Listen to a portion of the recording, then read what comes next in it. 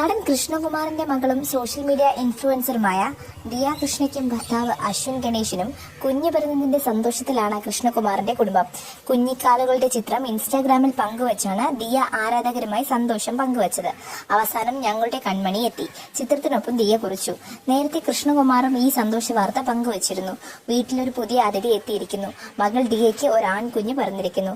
അമ്മയും കുഞ്ഞും സുഖമായി ഇരിക്കുന്നു. എല്ലാവരുടെയും പ്രാർത്ഥനകൾക്കും അനുഗ്രഹങ്ങൾക്കും ഹൃദയംഗമായ നന്ദി എന്നാണ് കൃഷ്ണകുമാർ കുറിച്ചത്. ഞാൻ ഒരിക്കലും മറക്കാത്ത നിമിഷം. ഞങ്ങളുടെ ജീവിതത്തിലെ പ്രധാനപ്പെട്ട കഥാപാത്രം എത്തിയിരിക്കുന്നു.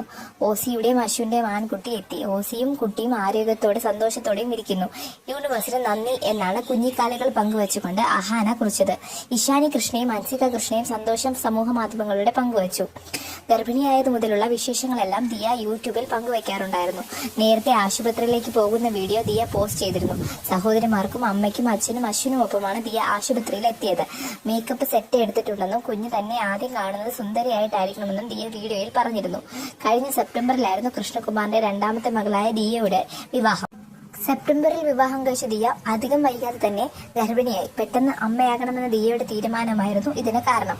വിവാഹിതയായി അമ്മയായി ജീവിക്കണമെന്നാണ് താൻ എപ്പോഴും ആഗ്രഹിച്ചതെന്ന് ദിയ നേരത്തെ തന്നെ വ്യക്തമാക്കിയതാണ്. പ്രസവകാലത്തും ബിസിനസ്സും വ്ലോഗുമായി ദിയ തിരക്കിലായിരുന്നു. ദിയയുടേത് സുഖപ്രസവമായിരിക്കുമെന്ന് പ്രതീക്ഷിക്കുന്നുവെന്ന് അമ്മ സിന്ധു കൃഷ്ണ കഴിഞ്ഞ ദിവസം പറഞ്ഞിരുന്നു.